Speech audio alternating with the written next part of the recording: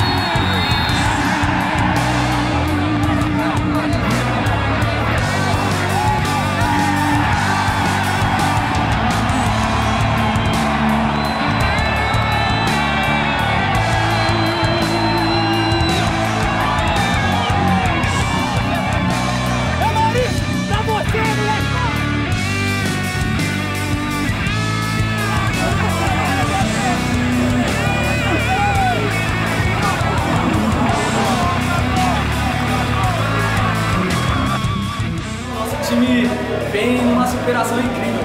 A gente vem passando por muitas dificuldades, mas o nosso time tá sensacional, um correndo pelo outro, um ajudando o outro dentro de campo, não tá desgastado, o outro vai lá, ó, incentiva. E agora tem que aumentar, a gente tá na semifinal e se Deus quiser a gente vai estar lá dia 25, honrando a camisa do Guarani. Tamo junto!